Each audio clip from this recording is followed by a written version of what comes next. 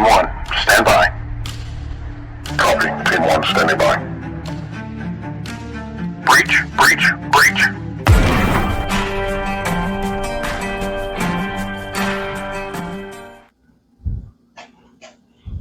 Hey guys, welcome back. So last week I wrote an article or a post or a blog post, whatever you want to call it, where I discussed the death of leadership.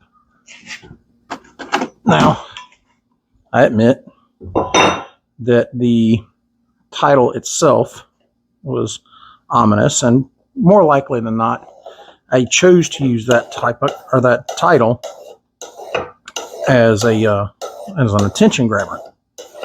You know, not exactly clickbait, so don't say that, but as a way of getting people's attention to how important it is to have a, wider variety of leadership styles, as opposed to just always kind of acting like a dictator. That particular type of leadership, for those that are curious, is called authoritarian. A lot of times it's what those of us that grew up in the 80s and 90s and even earlier, it was the parenting style we were used to, do this or suffer the consequences. And that's changed a lot over time. But when you're talking about leadership styles,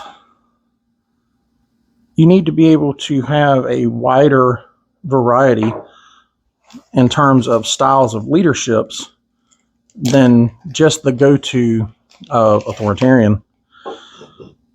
Don't get me wrong, authoritarian definitely has its place. There are definitely times when you need an authoritarian style of leadership.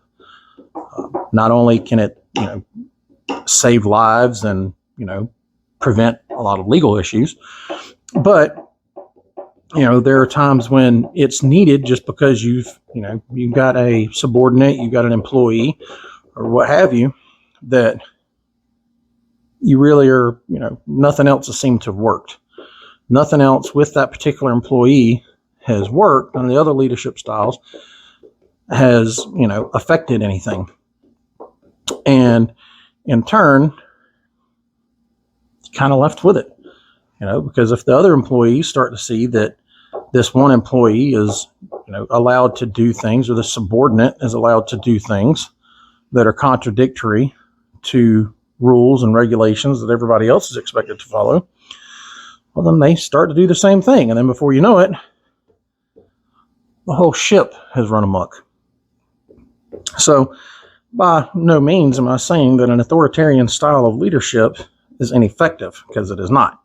It is most certainly an effective form of leadership. And if that's the type of leadership that someone chooses, they will find that at least in the initial, it is effective. It accomplishes things. It gets things done, because the subordinate or the employee understands that by not doing whatever it is, they're going to suffer some kind of, more harsh punishments in order to do their job. Or not to do their job, but if, in order to maintain their job, they're going to have to go through some pretty harsh things. And it can also lead to, pretty rough work environment for them, should they choose not to comply. I'd say it's sharp. If they choose not to comply, they could, obviously suffer, a poor working experience. And that's through no fault of the employer or the superior or supervisor or what have you. It could just simply be that, they're a problem employee. That's the only way to get things across to them, because, they seem to think that they can do whatever they want or do it however they want. And that's not the case a lot of the times. And to go one step further and capitalize on what I was saying about that, I've been listening to an audiobook. For those that don't know, I don't like to read. I have a hard time reading because I get bored and I fall asleep, nod off, whatever. Oh, but it's not that way if you find a book that you like and you're interested in. I'm interested in a lot of things, and just because I'm interested in it doesn't mean that I'm going to read it. So thank you for audiobooks. But getting back on it, I have been listening to an audiobook by an artist, by an author, by the name of Greg Hartley.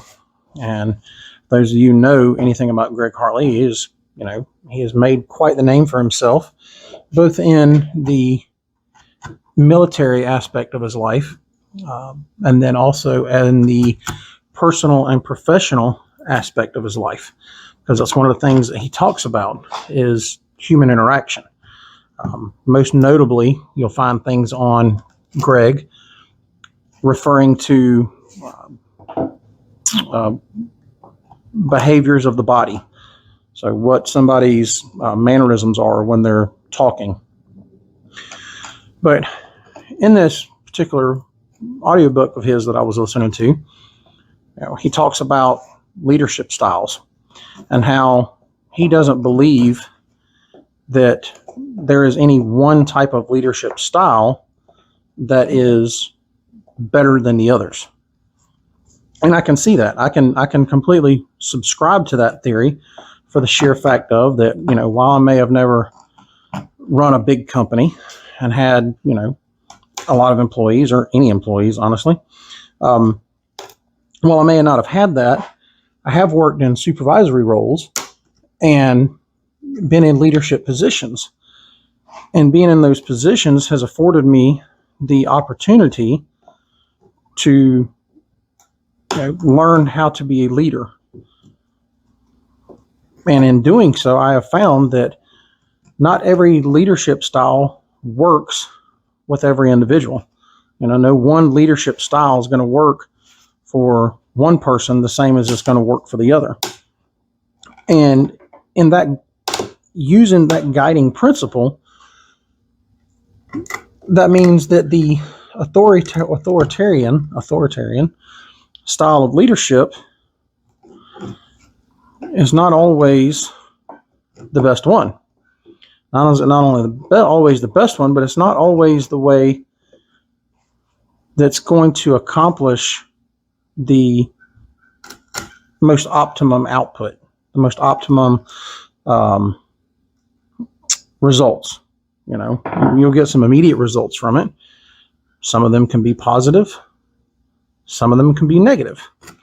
But if you only use an authoritarian style of leadership, I promise you that the negative results are ultimately going to outweigh the positives. You may get whatever you're wanting, but you're going to lose a few things in the process. One of those things are people. You're going to lose your subordinates, your employees, if they're constantly living in fear of suffering some kind of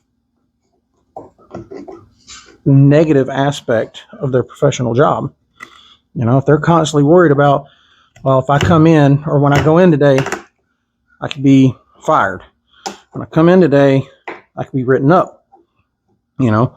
Making sure that they try to abide by everything and then still constantly having to be fearful that they're going to lose their jobs or suffer some kind of punishment for something that they didn't realize they were doing wrong, which we've all fell victim of it. Oh, well, you knew what the rules were. You knew what the this, that, and the other were. You still did it. So it doesn't matter whether you knew you did it or not at the time.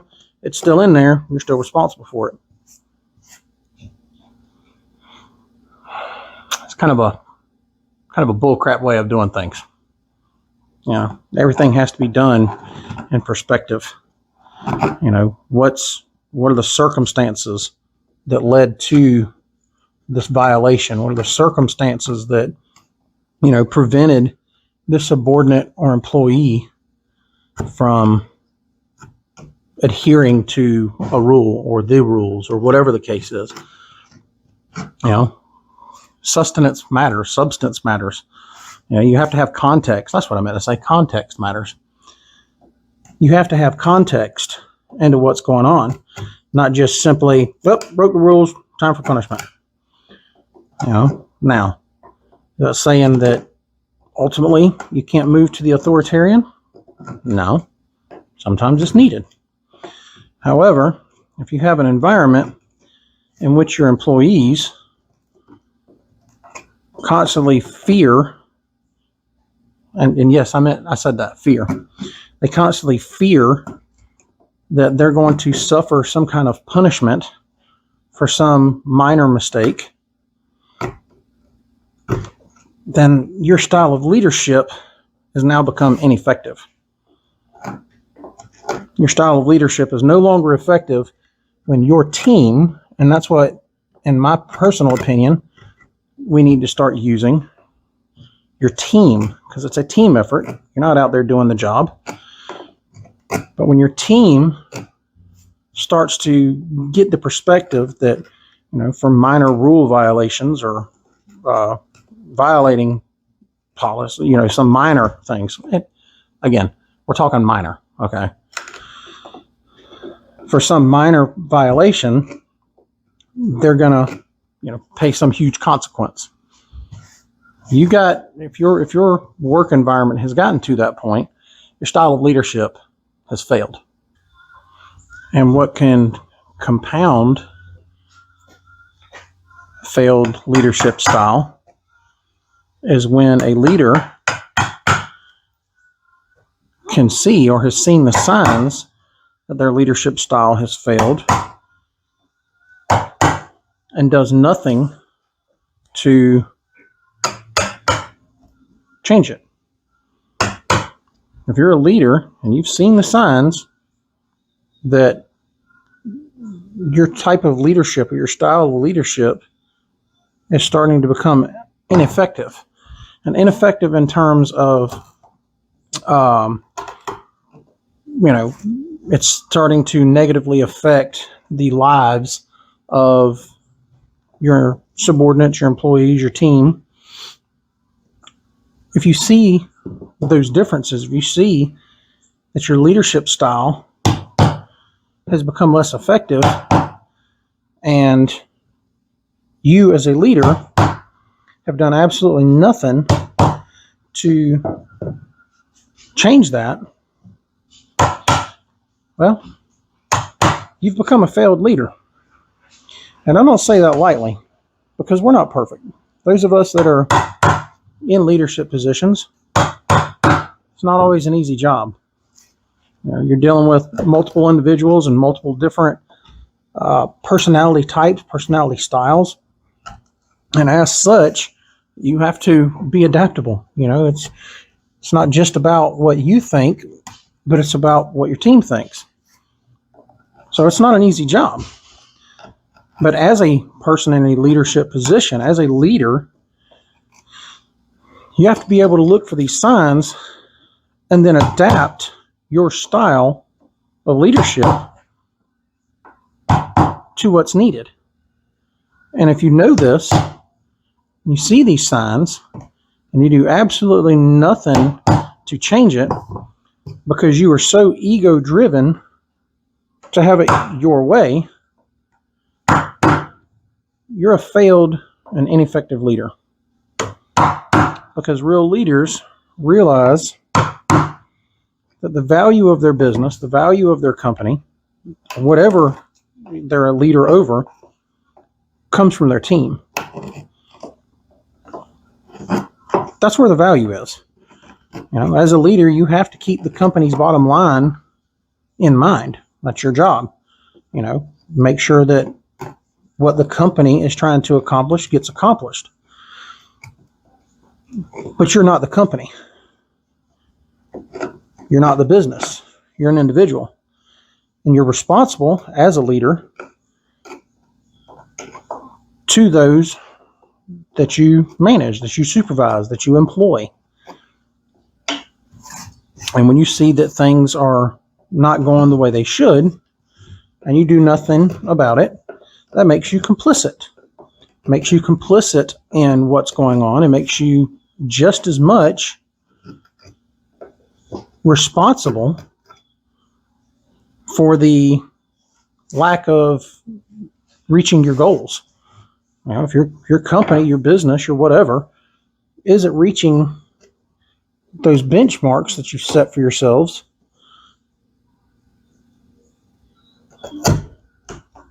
and there's a problem with the leadership style, and you've done nothing to do anything about it, then it's not just your team that has failed to do that.